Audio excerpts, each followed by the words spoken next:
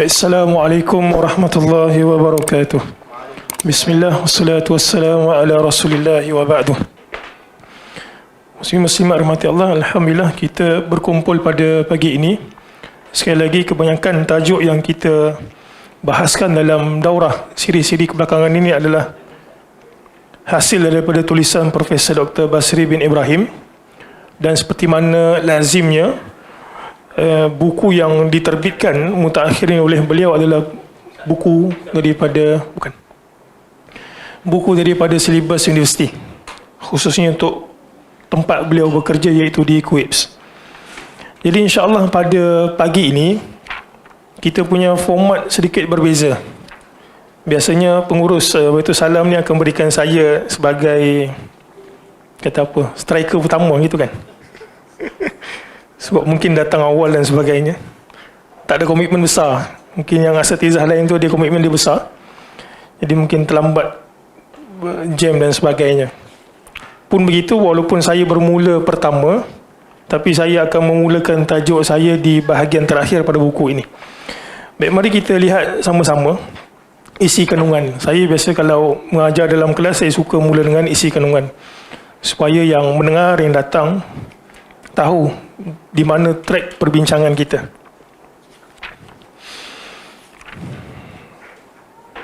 Jadi bab 1 adalah berkenaan dengan latar belakang fiqh semasa. Kos ini biasanya diajarkan di universiti dan pelajar dikehendaki mengambil setelah menyelesaikan kos fiqh, Introduction to Fiqh, dan juga Introduction to Usul Fiqh, ataupun kita sebut sebagai Al-Madkhal ila dirasatil fiqh, ataupun Al-Madkhal ila dirasati usulil fiqh. Jadi situ bab pertama, penulis memperkenalkan berkenaan dengan fiqh semasa, jenis fiqh semasa, hukum mempelajari fiqh semasa, adab berbeza pendapat dalam fiqh semasa, kepentingan serta khilaf yang wujud ketika membahaskan fiqh. Kemudian kita pergi kepada bab 2. Bab 2 ini adalah berkenaan dengan kepentingan ijtihad dalam fiqh semasa. Walaupun siapa yang dalam bidang pengajian Islam, popular satu pendapat bahawa sebahagian para ulama mengisytiharkan bab fiqh telah pun ditutup. Ijtihad fiqh telah pun ditutup, yang dikatakan bermula pada awal kurun ke-6. Dikatakan bermula daripada awal kurun ke-6. Sebahagian para ulama mengisytiharkan bahawa ijtihad telah pun tidak ada. Ijtihad itu apa maksud dia? Ijtihad adalah satu orang ulama yang cukup syarat-syarat untuk berijtihad. Dia melihat dalil-dalil daripada Al-Quran, Sunnah, serta tools, alat-alat untuk berijtihad, untuk menentukan hukum taklifi terhadap permasalahan baru. Maksudnya dia tengok Quran, Sunnah serta beberapa perkara yang diambil kira untuk menentukan hukum. Dia tengok Quran, Sunnah, kemudian dia tengok permasalahan yang tidak lagi memiliki hukum taklifi. Bila kita sebut hukum taklifi, ia adalah hukum yang 5. Wajib, sunat, harus, makruh dan juga haram. Sebab manusia sehari-hari dia tidak terlepas daripada hukum taklifi yang 5. Bahkan muslim-muslimat yang datang pada hari ini, tengah duduk, tengah makan, tengah pergi ke tandas, semuanya memiliki hukum taklifi. Jadi pada awal kurun ke-6, sebahagian mengisytiharkan ijtihad telah pun tertutup. Bahkan lebih daripada itu, di antaranya adalah tokoh mazhab Zahiri, Ibnu Hazm, mengatakan ada sebahagian mengisytiharkan bab ijtihad telah pun tertutup sejak daripada kurun ke-4. Sejak daripada kurun ke-4. Kita kena tengok latar belakang sejarah, mungkin akan dibahaskan oleh Ustaz Adli ataupun Ustaz Khail Anwar. Kita kena tengok balik semula zaman itu. Kalau kita nak banding di antara tokoh-tokoh fiqh dan juga tokoh-tokoh hadis, mana datang dulu? Tokoh hadis ke tokoh fiqh datang dulu? Sebenarnya yang datang dahulu adalah tokoh fiqh. Imam Abu Hanifah antara senior, lebih daripada Imam Syafi'i. Dan antara yang paling junior adalah Imam Ahmad. Setelah kedatangan Imam Ahmad, barulah zaman kegemilangan hadis dibukukan pada kurun ketiga Hijrah, iaitu zaman Bukhari dan juga Kutubus Sittah. Itu kurun ketiga.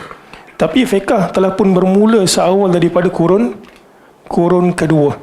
Bahkan Kutubus Sittah itu merupakan hasil daripada refleksi perbahasan fiqh yang berlaku pada kurun kedua. Mereka mengumpulkan hadis-hadis untuk dijadikan sumber rujukan orang yang berfatwa. Ini apa hukumnya? Ini hadisnya. Dan Kutubus Sittah itu kita ada kategori Al-Jami', kita ada kategori As-Sunan. Apa maksud As-Sunan? Sunan adalah hadis-hadis yang dihimpunkan berdasarkan bab fiqh. Itu maksud sunan. Jadi kalau kita nak sebutkan mana datang dahulu, tokoh fiqh ini secara umum, tokoh fiqh yang 4 itu datang dahulu, kemudian barulah tokoh-tokoh hadis Kutubus Sittah, dan akhirnya zaman kegemilangan hadis ditulis, dibukukan pada kurun ketiga. Jadi dari sudut kematangan, pada era itu buku-buku masih lagi ditulis. Buku-buku masih lagi ditulis kurun ketiga, kurun keempat. Kenapa Ibnu Hazm mendakwa kurun keempat ada yang mengisytiharkan, ijtihad baru sudah tidak ada lagi? Sebab buku fiqh telah pun ditulis, usul mazhab hampir stabil. Usul mazhab hampir stabil. Jadi apa sahaja perbahasan, mereka akan rujuk buku-buku mazhab. Jadi itu yang mereka klaim bahawa tidak ada fiqh baru. Jadi bila tidak ada fiqh baru, bab ijtihad ditutup. Satu hal. Yang keduanya, muslim-muslimat, pada kurun ketiga keempat kita tahu bahawa pergolakan dunia Islam banyak berlaku di sana sini. Boleh baca sejarah lah. Disebabkan pergolakan banyak berlaku, ada orang mula untuk memain-mainkan dalam bab hukum. Dia berijtihad tanpa dia memiliki keahlian untuk berijtihad. Macam kita ada pada hari ini, orang berijtihad di Facebook. Zaman tu telah pun ada. Menyebabkan mereka untuk menyekat kemarahan golongan-golongan yang berijtihad tanpa ilmu. Mereka kata bab ijtihad telah pun ditutup. Tapi sebenarnya yang sahih dan rajih adalah bab ijtihad tak pernah ditutup sampailah bumi ini berhenti berputar. Selagi mana manusia berinovasi, melakukan perkara-perkara baru, maka ijtihad akan sentiasa ada. Jadi itu insyaAllah akan dikupas oleh dua panel yang selepas ini. Itu bab kedua. Jadi ini struktur buku ni. Bab 1, bab 2 adalah berkenaan dengan konsep. Ini kena datang dulu sebenarnya, supaya kita tahu kenapa berlaku macam-macam pandangan punca khilaf. Kemudian kita pergi ke bab 3. Bab 3 ni betul-betul isu semasa. Jadi bab 3, Prof Basri meletakkan fiqh semasa berkaitan makanan dan minuman. Bab 4, fiqh semasa berkaitan penggunaan arak, alkohol dan unsur khinzir dalam makanan dan ubat-ubatan. Bab 5, fiqh semasa berkaitan penyembelihan. Bab 6, fiqh semasa berkaitan perhiasan. Bab 7, fiqh semasa berkaitan fashion. Dan bab 8, fiqh semasa berkaitan hiburan. Jadi saya punya bab bermula pada bab yang ke-6. Bab yang ke-6. Sebelum kita masuk menghuraikan bab yang ke-6 ni, banyak sebenarnya dia satu dari sudut fatwa-fatwa baru yang dihimpunkan berdasarkan, kita kata, tema tertentu. Fatwa-fatwa yang dihimpunkan berdasarkan tema tertentu. Jadi tema saya itu adalah perhiasan, fashion dan juga hiburan.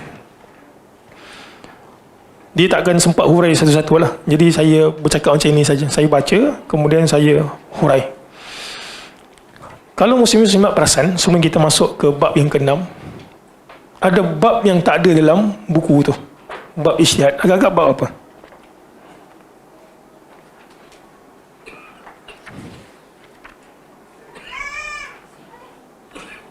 Dalam syariat, kita pecahkan kepada dua.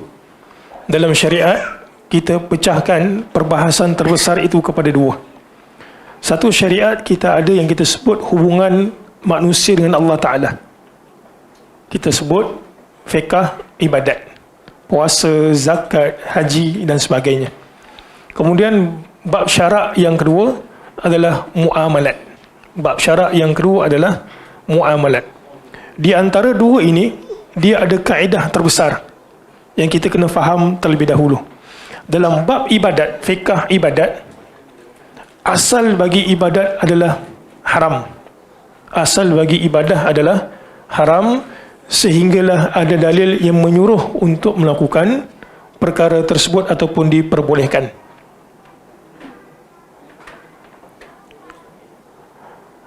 Yang kedua adalah muamalat. Asal bagi hukum muamalat adalah harus ataupun diperbolehkan sehinggalah ada dalil yang mengharamkan. Sehinggalah ada dalil yang mengharamkan. Oleh kerana itu, muslim-muslimat, kalau kita nak tengok di antara perkara-perkara baru dalam syarak ataupun fiqh ibadat dan perkara-perkara baru dalam muamalat, kita akan dapati bahawa perkara-perkara baru dalam ibadat sangat sedikit. Ini perkara baru bukan maksudnya kita buat benda baru untuk ibadah, bukan. Kita sudah sebut tadi, asal bagi ibadah adalah haram. Al-aslu fil ibadati al-man'u ataupun al-hadhru. Tak boleh buat ibadah. Sebabkan kita punya syahadah bermula dengan asyhadu alla ilaha illallah. Tidak ada boleh mana-mana sembahan, ibadat, melainkan kerana Allah Ta'ala. Jadi dia agak sempit di situ. Kalau ada pun, dia akan bincangkan bagaimana ibadah itu nak diperform dalam keadaan yang baru. Itu saja biasanya ibadah. Contoh, solat. Tak ada benda baru solat. Kita ada jamak, kita ada qasar. Ada benda baru macam saya sebut tadi, kalau ada perbahasan baru pun bagaimana keadaan ibadah itu nak dibuat dalam keadaan baru ataupun dalam bentuk baru. Orang pergi ke bulan contohnya.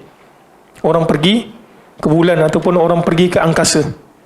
Jadi dia nak buat solat, puasa. Macam mana dia buat solat dan puasa dalam keadaan dia di angkasa. Itu saja kebanyakannya.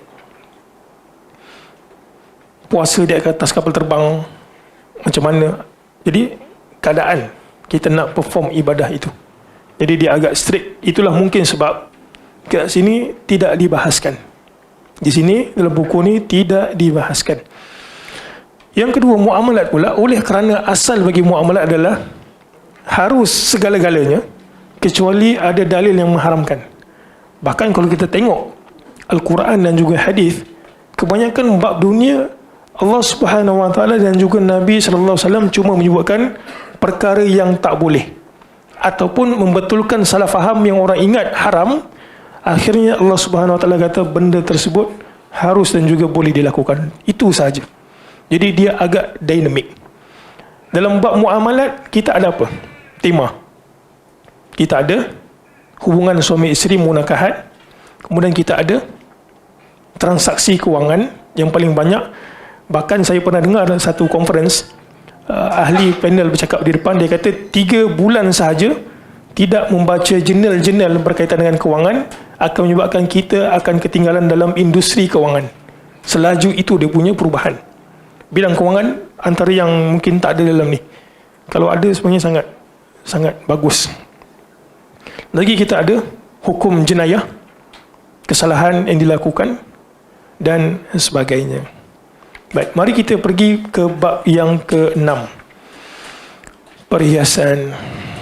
Siapa sini tak suka berhias? Semua orang suka berhias,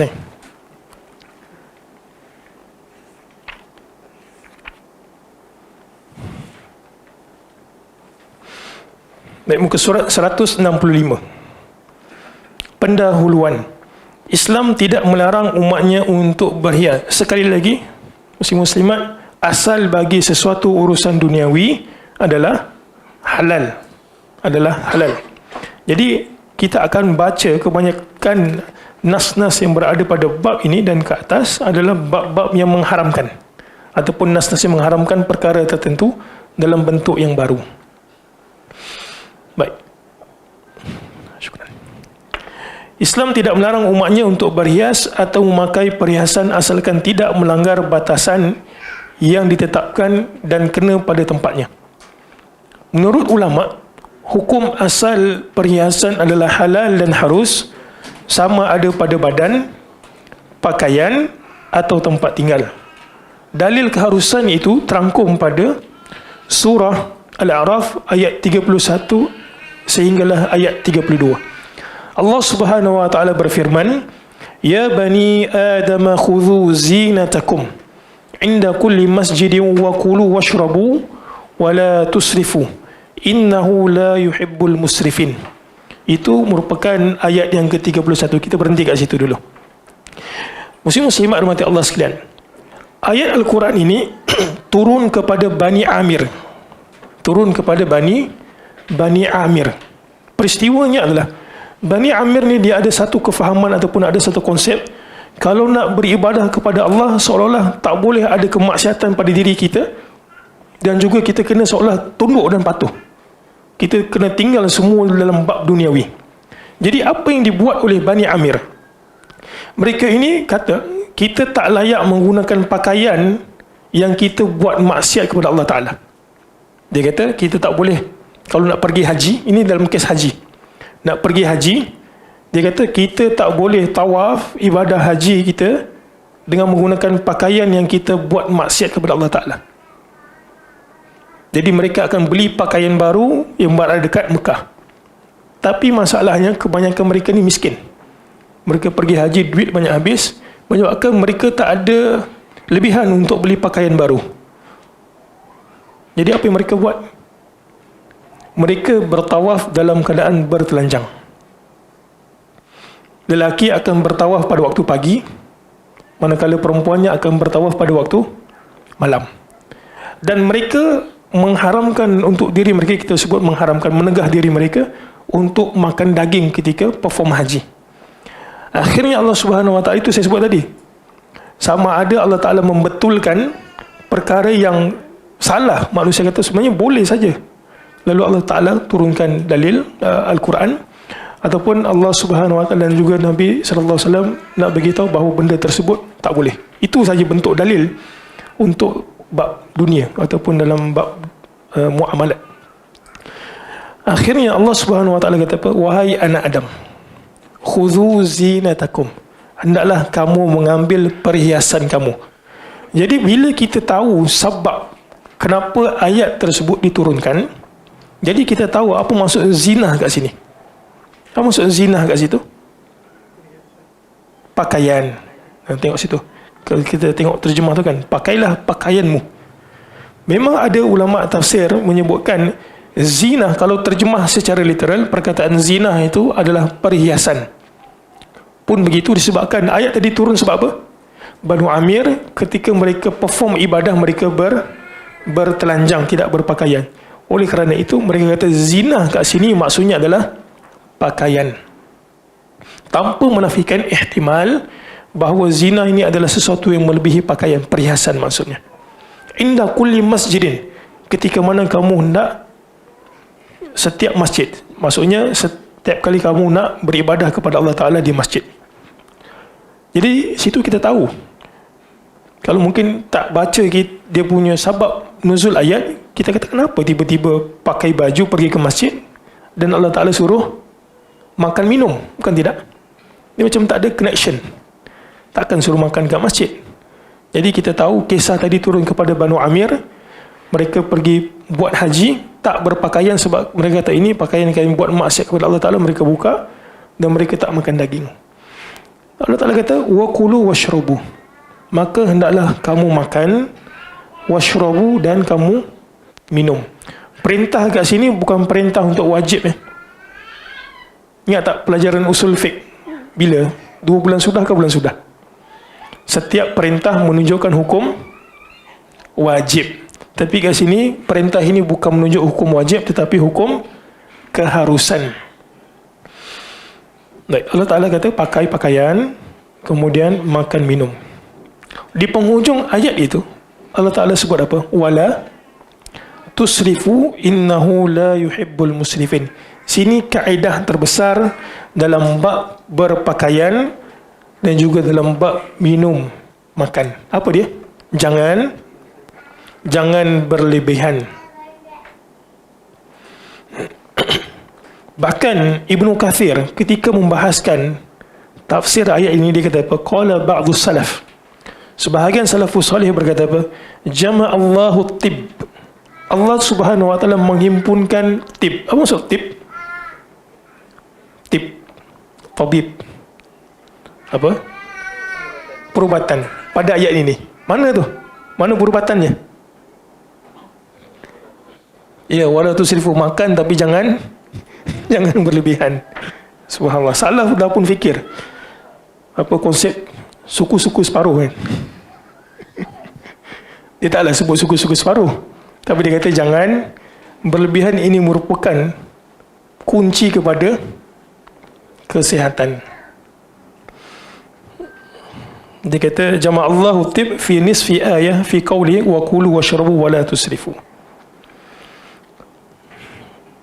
Kemudian pada ayat berikutnya Allah Subhanahu wa taala menyebutkan Qul man harrama zinatallahi allati akhraja li'ibadihi wat-tayyibati minar rizq qul hiya lilladzina amanu fil hayatid dunya khalisatan yawmal qiyamah kadzalika nufassilul ayati liqaumin ya'lamun. Pada ayat ini Allah Subhanahu wa taala kata, siapa yang nak mengharamkan perhiasan Allah Ta'ala, kamu boleh makan suka-suka, minum suka-suka, pakai suka-suka, tapi kena tahu batas syarak.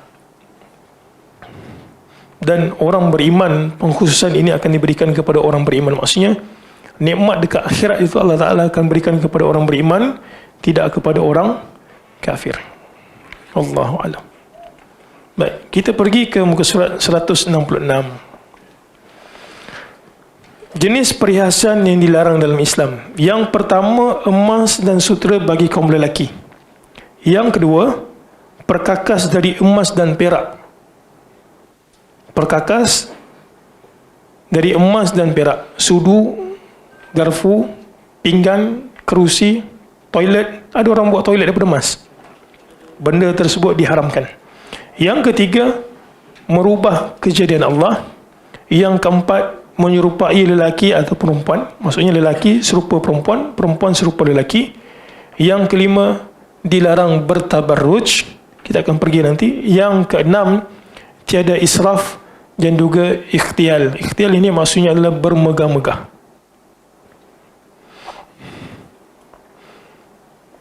Baik, kita pindah ke muka surat 167. Dalil pengharaman emas dan sutera ke atas kaum lelaki. Nabi SAW bersabda, Inna hadhaini haramun ala dhukuri ummati hillun li inathihim. Dua jenis pakaian ini haram ke atas lelaki umatku dan halal bagi wanita-wanita mereka. Ini itu apa? Ini merujuk kepada sutera dan juga emas. Jadi itu pengharaman untuk lelaki. Jangan pakai emas. Maka surat 168.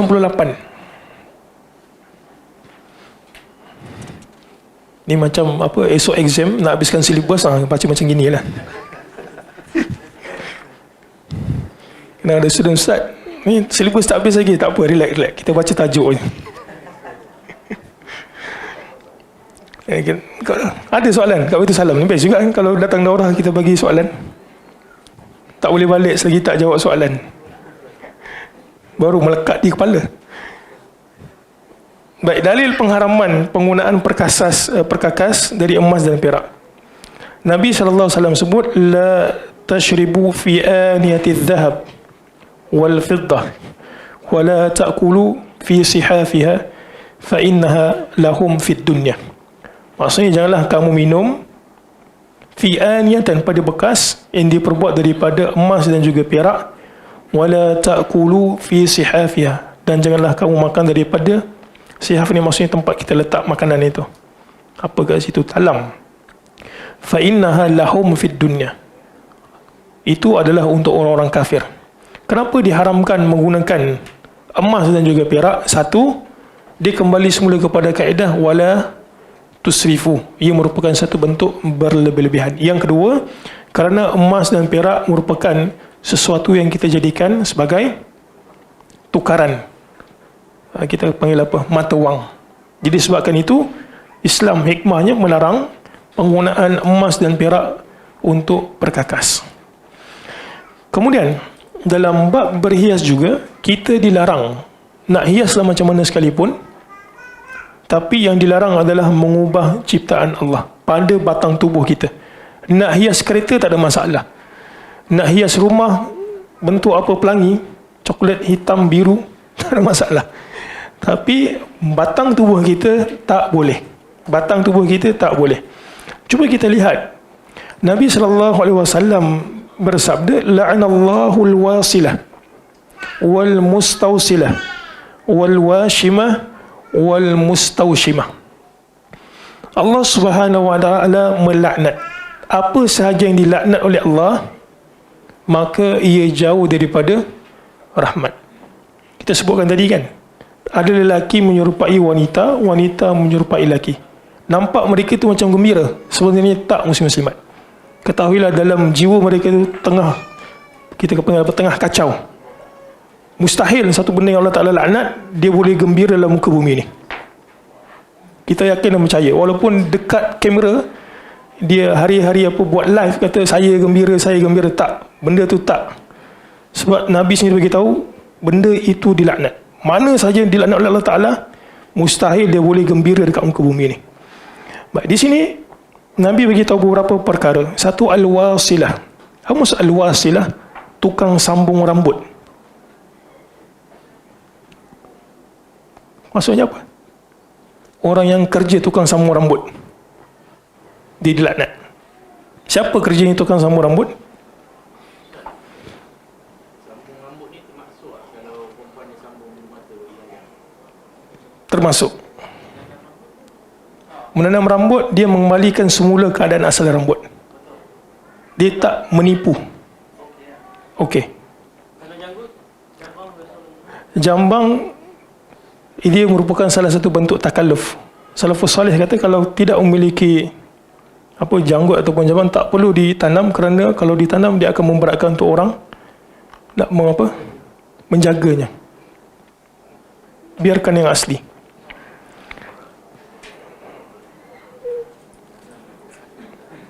Original is indah. Wah, ni banyak soalan. Kita tak masuk lagi. Soalan-soalan tak ada kat belakang ni. Kita baru sebut dia punya prinsip. Soalan ada muslim-muslimat. Ada kat belakang tu. Emas apa semua ada kat belakang. Kita baru sebut prinsip. Jadi lepas daripada ni, kita tahu prinsipnya lah. Jadi orang yang kerja tukang sambung rambut, walaupun dia sendiri tak menyambung rambutnya, benda tersebut haram. Jadi pekerjaan yang membawa kepada haram adalah diharamkan. yang sambung bulu mata, sama ada bulu mata palsu atau dia sambung di muka tu, yang tu yang haram itu yang memakai tu ataupun yang kalau dia pergi sana tukang pakai tu, Pak? Dua yang haram tu? Ya, dua-dua. Tukang dan juga yang meminta. Baik, cuba kita lihat. Kita kena speed sikit. Wal mustawsilah. Kalau dalam bahasa Arab, kita panggil apa? Dia punya alif sinta tu, penambahan alif sinta tu maksudnya yang meminta. Yang minta buat kena laknat, yang tukang buat juga kena laknat. Wal washimah. Tukang tatu. Wal mustawshimah, dan juga yang minta dibuatkan tatu. Cuba tengok situ. Siapa yang belajar bahasa Arab tahu ini adalah untuk wanita ke lelaki? Lelaki. Wah, ini satu tomahan. Untuk wanita, Tapi Kenapa Nabi sebut wanita kat sini secara khusus? Secara ghalibnya, secara kebiasaan, wanita yang buat. Bukanlah maksudnya kalau lelaki buat tak apa, tak. Tapi secara ghalibnya, secara kebiasaan, wanita yang buat. Mak andam lah ni kan, yang tukang samur rambut, tukang tu. Kekalkan yang original, muslim-muslimat. Bab dunia yang bukan pada tubuh kita, ikutlah nak modified apa. Tapi kita tu jangan. Yang secara kekal ya, secara kekal. Baik, berikutnya. Dalil pengharaman menyerupai lelaki atau perempuan. Ini berdasarkan hadis riwayat Ibnu Abbas muka surat 169. La'ana Rasulullah sallallahu alaihi wasallam al-mutasyabbihina min ar-rijali bin nisa wal mutasyabbihati min an-nisa birijal. Baginda melaknat golongan yang menyerupai lelaki kepada wanita dan juga wanita menyerupai lelaki. Jadi itu dia punya beberapa prinsip dan dalil pengharaman. Dia banyak lagi sebenarnya. Kalau kita nak bahas satu-satu, dalil pengharaman tu banyak. Tapi sekadar kita menyebutkan. Ada dalilnya. Kita pergi kepada definisi tabarruj. Ini baru kita akan masuk beberapa fatwa terkini. Tabarruj ialah seorang wanita memperlihatkan kecantikan rupa parasnya untuk memperlihatkan kecantikan rupa parasnya, untuk menjaga masyarakat daripada bahaya pendedahan aurat dan di samping menjaga kehormatan wanita dari sebarang pencerobohan. Maksudnya maruahnya itu diceroboh. Allah Subhanahu wa taala melarang setiap wanita yang berakal dan balik dari bersolek untuk dipersembahkan kepada selain mahramnya. Masalahnya orang nak berhias kat luar rumah. Kenapa? Sebab dia nak perhatian. Salah satu penyakit moden pada zaman ini adalah nakkan perhatian. Sampai semua masalah rumah tangga pun dijadikan konten di media sosial. Menarik perhatian ini muslimat satu benda yang sangat memenatkan. Kita akan cuba apa saja untuk menarik perhatian. Okey, itu penyakit. Akan menyebabkan penipuan, akan menyebabkan fitnah baru muncul dan sebagainya. Baik, kita terus pindah ke muka surat 171.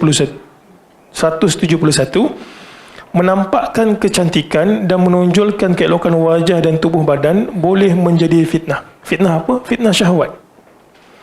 Menurut Imam Bukhari, tabarruj adalah wanita mempertontonkan kecantikannya. Dia boleh memperlihatkan kecantikannya kepada mahram dan juga suaminya. Okay, mahram dan juga suaminya. Tapi masalah kadang-kadang muslimat ini dia pakai itu supaya untuk apa? Untuk perhatian kan. Dan juga untuk mendapat apa yang muslimat biasa dia pakai itu untuk apa sebenarnya? Untuk dapatkan pujian. Apa? Trend. Ialah mungkin trend. Tapi masalahnya orang lelaki yang nampak di sini berhias tak puji pun, tak menghargai. Menyebabkan apa? Dia mencari pujian di luar. Jadi lelaki ringan mulut sikit. Kalaulah isteri tu nampak berubah, kita kena teliti kan tengok apa dia pakai hari ni. Baju apa? Baju ni tak pernah pakai ni. Puji sikit. Membazir, itu memang patutlah suami dia, isteri dia lari tempat. Dia masalah perasaan itu. Pujilah sikit ni. Keduanya, mendedahkan kecantikan pakaian dan perhiasan kepada lelaki bukan mahram. Ketiga, mendedahkan diri melalui cara berjalan, kecomelan. Faham cara berjalan, kecomelan, dan juga kesombongannya kepada mereka. Budget cute gitu kan, budget cute. Dia tak cute pun tapi budget. Kalau boleh kita bahasakan begitu. Baik, kita terus lompat ke muka surat 175. Secara amnya, perkara yang tergolong di dalam pengertian tabarruj ialah mendedahkan aurat 2. Mendedahkan perhiasan badan yang tidak sepatutnya. 3. Bertingkah laku dan bercakap dengan gaya yang boleh menggairahkan lelaki.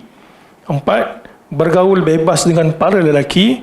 5. Tidak memakai tudung di kepala dengan sempurna. Contoh macam tudung ikat tu kan, dia balut itu, kemudian dia ikat dekat leher dia. Itu totally tak sempurna. Yang keenam, bersolek dengan solekan yang boleh menimbulkan perasaan ghairah. Maksudnya keinginan untuk kita pergi dekat dia. Itu juga termasuk dalam tabarruj. Baik, kita lompat muka surat 177. Sebab isu tak masuk lagi ni. Kita sebut prinsip-prinsip. Lelaki yang sepatutnya lebih berhias daripada wanita. Kalau tengok binatang, kita tengok binatang, mana yang lebih cantik?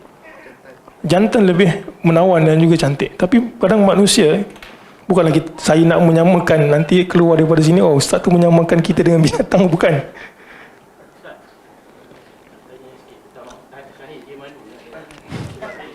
Itu macam ayat perempuan. Dia pergi gym, jadi dia nampak gym kami ni banyak perempuan luar negara. Afgan ke mana. Wah, kenal Afgan. Jadi dia pakai tudung tu, rambut terkeluar macam datin-datin lah. Wah. Datin dulu, datin sekarang tutup elok lah. Nampak jambul lah maksudnya. Ada benda tu ada perbahasan khilaf, ada yang dibenarkan sebab kita tengok macam dia orang ni dengar Islam kan. Tapi macam Islam kita lebih bagus pula kononnya kan. Jadi dia macam mana tu? Yang sebenarnya ada perbahasan khilaf tu macam mana? Tak ada, rambut sebahagian daripada aurat wanita. Sebab aurat wanita yang bukan aurat. Benda yang boleh lihat daripada wanita cuma dua saja. Apa dia? Muka. Muka tu maksudnya sesuatu yang kita muwajahah. Begitu. Apakah ini termasuk muka? Ya, khilaf. Kalau ini termasuk muka, maka ketika wuduk dia kena dibasuh sekali. Tapi kalau ini tak termasuk muka, apa ni bawah ni? Lagu sini kan? Bawah situ. Double chin. Apa lemak kan? Lepas tu setengah dia orang, kalau dia tutup dah elok, rambut tak keluar, dia punya tudung tu tak tutup dada. Jadi dia macam Ya, semua tu prinsipnya adalah macam tadi itulah. Balik semula kepada tu. Ini juga kalaulah mereka kata ini merupakan bukan muka, maka dia punya wuduk tu basuh sampai ke sini saja. Ini tak perlu dibasuh. Yang rajihnya adalah kita kembali semula kepada sudut perkataan. Perbahasan perkataan, makna perkataan secara lughah kan. Wajah adalah sesuatu yang kita muwajahah. Muwajah itu maksudnya kita berdepan. Kita tengok, ada tak kalau kita berdepan kita ternampak dekat bawah ni? Tak ada. Jadi yang rajihnya adalah dia bukan sebahagian daripada muka, tak perlu di ni. Ala kulli hal, muka dan juga tapak tangan, rambut dan sebagainya itu perlu ditutup.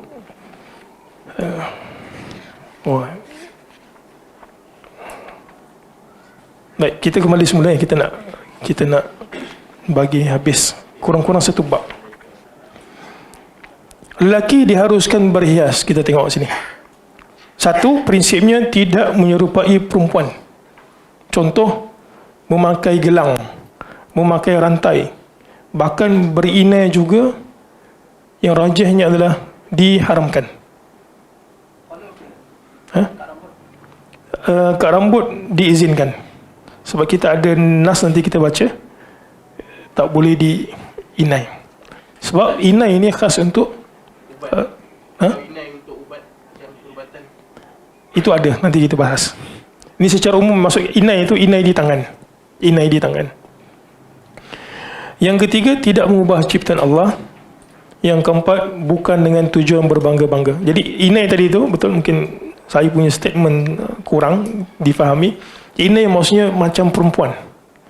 Khas inai di tangan tu adalah untuk muslimat, bukan untuk lelaki.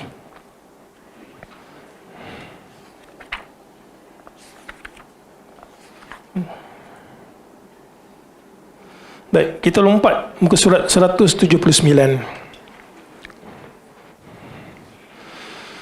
So ini adalah isu. Yang lain tu semua dah insya-Allah tahu.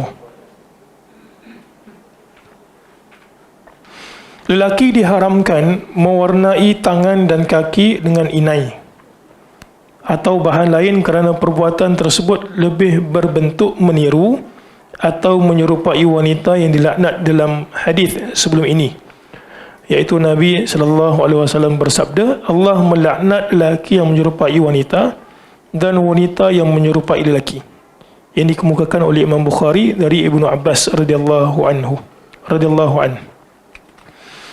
Pada zaman Nabi Muslimat, ada satu orang pondan.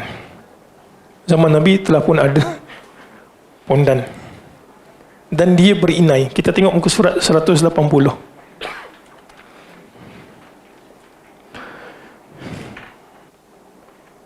Anna Nabi sallallahu alaihi wasallam utiya, baginda didatangkan bi mukhannath. Apa diterjemah kat situ? Mukhannath, pondan. Dalam dunia kepondanan, boleh sebut itu dunia kepondanan. Para ulama bahas, ada yang secara fitrahnya jibilli. Jibilli ni maksudnya dia tak buat-buat, tapi memang fitrah dia suka benda-benda yang berhias, lembut gitu. Kita panggil sebagai jibilli. Ada kan kawan-kawan dia tak pondan, cuma dia lembut. Kat sini tak ada kot ni. Semua berjanggut ni. Muka ganas. Alhamdulillah. Ada yang memang dia tak tumbuh bulu kat muka dia, memang licin lah kulit dia, lagi licin daripada muslimat. Kita tengok pandai jaga sebab dia suka. Ada pula yang takalluf, dibuat-buat lembut. Yang mendapat laknat itu adalah yang takallufi, yang dibuat-buat. Kita juga patut ada kajian kenapa lelaki yang asalnya normal, tak tahulah, mungkin ada yang dah ada kajian. Kalau tak ada, patut dibuat kajian kenapa lelaki berubah menjadi pondan. Mungkin sebab masalah sosial, mungkin disebabkan pengaruh apa ni. Biasa orang sebut pondan-pondan ni dia associate dengan Korea gitu kan. Dia bukan masalah, boleh jadi adik-beradik semua perempuan. Itu sebab kita kena ada kajian, dan dia tak akan boleh selesaikan isu ni. Kita condemn dekat media sosial, itu untuk menunjukkan kita punya pendirian. Tapi kita condemn semata-mata tanpa menghasilkan satu solusi, benda tersebut tak jadi apa. LGBTQ, kita condemn LGBTQ. Tapi dalam masa yang sama, kita juga patut buat kajian kenapa orang nak ke situ. Baik, kembali semula kepada hadis ini. Ada 15 minit lagi. Jadi, pondan ini, qad khaddaba, dia telah pun memakai inai yadaihi wa rijlaihi. Allahu Akbar. Lelaki pakai inai ni tak usahlah. Jadi apa? Jadi tak macho gitu kan. Bil hinna. Kerana adat masa kahwin kan. Dia pakai 3 jari lelaki. Betul. Jadi adat itu perlu ditukar. Kalau nak inaikan satu badan.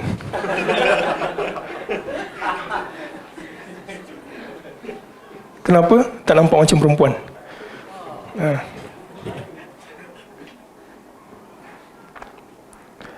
Baik.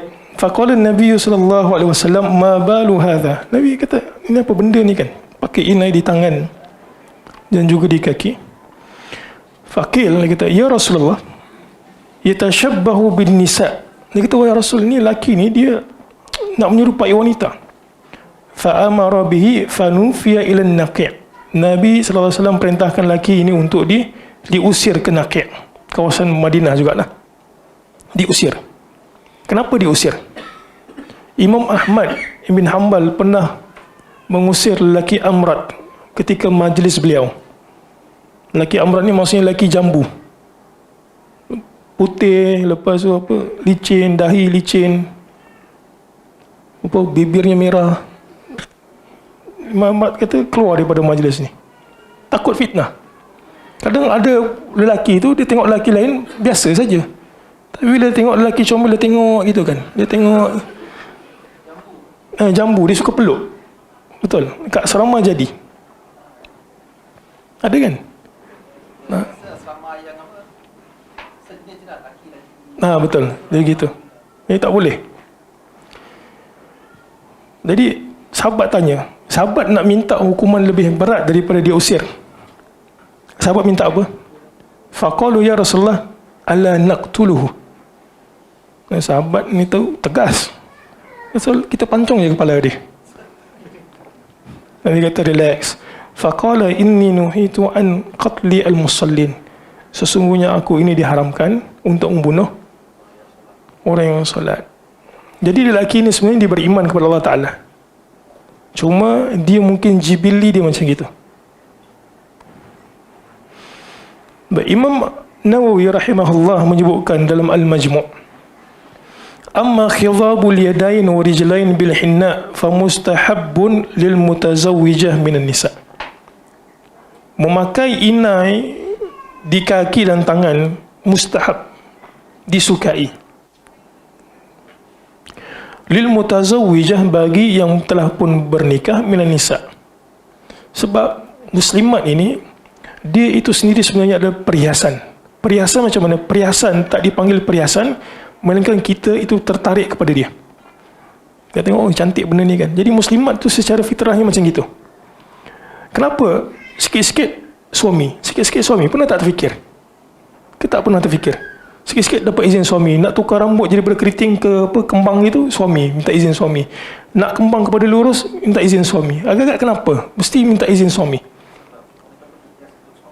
Satu, untuk bersuami, sebab suami tu dia tengok hari-hari itu. Faham eh? Hari-hari itu je dia tengok. Jadi dia memerlukan satu yang apa?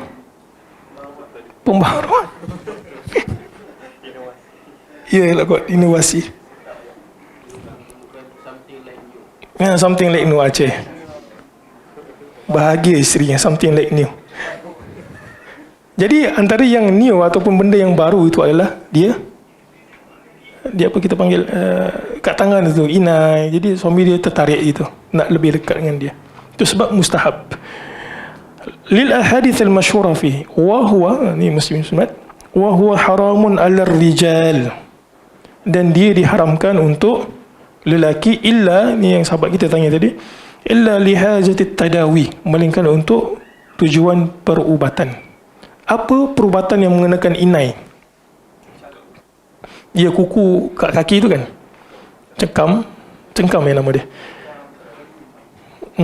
cagu, dia letak inai untuk berubat. Juga dalam kes Abu Quhafah ayahnya kepada Abu Bakar Siddiq bin Abu Quhafah, Abdullah bin Uthman nama sebenar beliau, Abu Quhafah. Dia datang jumpa Nabi SAW dan Nabi tengok rambut dia serabai kemudian putih. Nabi kata, bukankah lebih baik untuk engkau inaikan? Jadi itu hadis izin untuk lelaki berinai di rambut. Baik, ini baru isu yang baru mungkin. Memakai inai bercorak, boleh tak?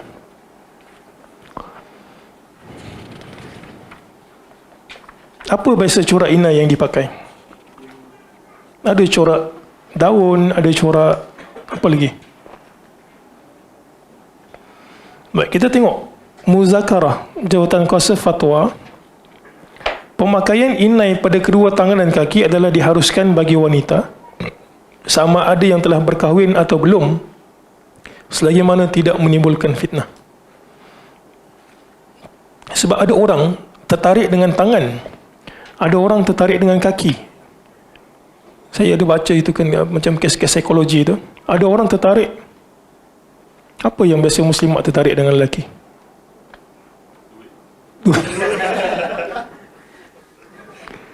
Duit. Ya, saya tak kata tidak. Tapi dari sudut fizikal lah. Rambut. Mungkin ada yang suka dia punya kuku. Saya dengar ada yang suka kuku. Betul? Comel, lelaki kuku tu cantik comel. Kuku halus. Oh, saya kena sembunyi kuku saya lah. Saya dengar kawan saya yang suka basuh motor. Dan dia pakai macam singlet. Oh. Perempuan tu suka tengok dia punya Shoulder, Masya Allah. Jadi bergambar macam ni lah.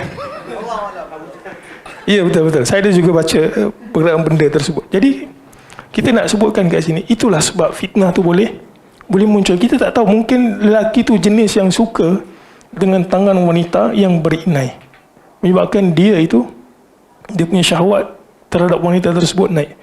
Kita dalam masalahnya kita sad az-zara'i, tutup pintu fitnah. Walau bagaimanapun, kadar pemakaian inai di kedua-dua tangan dan kaki adalah terhad sehingga pergelangan tangan dan buku lali sahaja, manakala warna yang digunakan tidak bersifat kekal seperti tatu. Buku surat sebelah. Mengenakan corak atau ukiran yang digunakan pula, mengenai corak atau ukiran yang digunakan pula, corak atau ukiran daun dan tumbuh-tumbuhan adalah dibenarkan, manakala corak haiwan, lambang dewa-dewa atau ajaran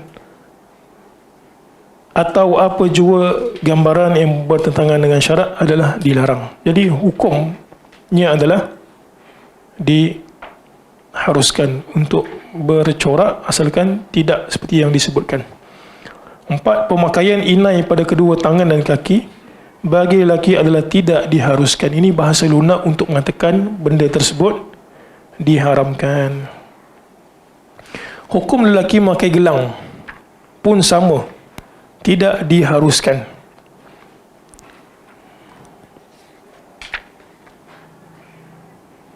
Muka surat 184.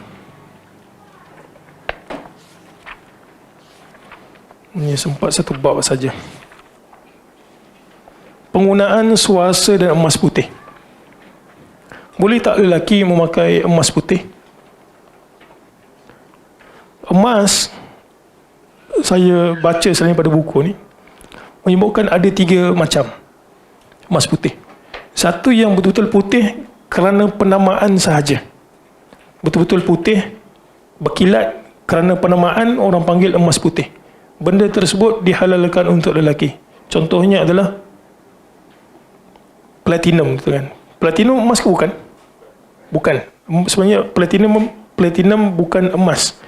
Yang berasal daripada emas, kita campur sedikit dia jadi putih. Bukan. Platinum adalah platinum yang dipanggil sebagai emas putih. Yang ini adalah diharuskan. Yang kedua, emas yang bersalut kuning putih. Kan ada tu, putih kuning. Itu. Kemudian yang lebih dominan adalah yang putihnya. Maka itu juga tidak diizinkan. Kita ada satu kaedah yang menyebutkan idza ijtama al-halal wal haram ghuliba al-haram. Bila bercampur di antara yang halal dan haram, maka kita akan memenangkan yang haram. Contoh macam ada kita buat nasi goreng, kita letak sikit khinzir kat situ kan. Halal ke haram? Haram. Yang ketiganya adalah bila dileburkan bersama dengan bahan-bahan lain, ada campuran emas dan campuran bahan lain, boleh baca kat sini, dia menjadi putih. Itu juga tidak diizinkan.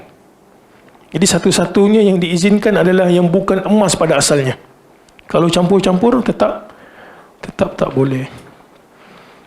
Pemakaian gelang kaki bagi wanita boleh sahaja sebenarnya, asalkan tidak menarik perhatian. Macam mana gelang kaki yang menarik perhatian?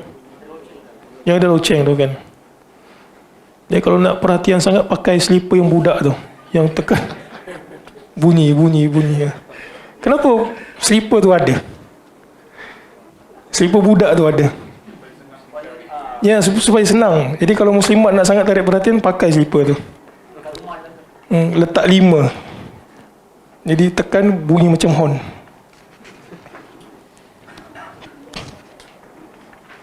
(188) Lelaki memakai hamparan sutera tidak boleh, bahkan alas tempat duduk juga tidak boleh, berdasarkan riwayat pada muka surat 188. Cuma ada pengecualian. Okey, cuma ada pengecualian lelaki memakai sutera. Muka surat 193. Surat 193. Ini kes dalam peperangan. Jadi bila kita pergi berperang, antara benda yang tak terjaga selain daripada makan minum adalah kebersihan, hygiene. Jadi sahabat mula, sebenarnya riwayat ini agak ada penjelasannya. Muslim-muslim boleh buka Tahawi, beliau ada mensyarahkan. Timbul apa ni, kalau orang kat asrama tu dia kata tak apa, nanti besok basuh, besok seminggu benda tu berendam. Timbul apa tu? Titik tak lalat tak lalat. Timbul tak lalat. Jadi gatal. Dalam peperangan gitu, kita pula ada yang jenis kulit tebal, ada yang kulit sensitif. Di antara yang sensitif benda tersebut adalah Zubair dan juga Abdul Rahman. Kita baca riwayat tu, rakhasa an-nabiy sallallahu alaihi wasallam li Zubair wa Abdul Rahman fi lubsil harir. Nabi mengizinkan untuk Zubair bin Al-Awwam dan juga Abdul Rahman bin Auf untuk memakai harir, sutra, li hikkatin biha, kerana ada penyakit gatal dekat mereka.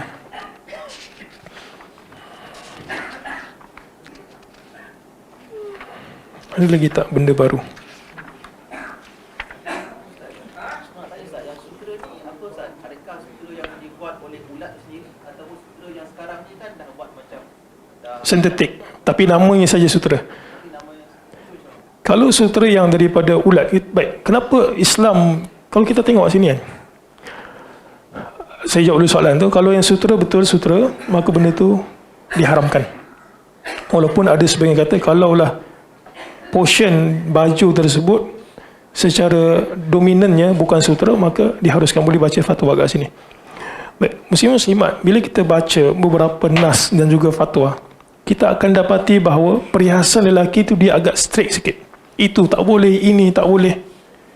Wanita pula, dia macam hampir ke semua boleh. Bahkan cincin juga kita tak boleh pakai. Kat mana kita tak boleh pakai cincin? Telunjuk itu dan sini tu kan.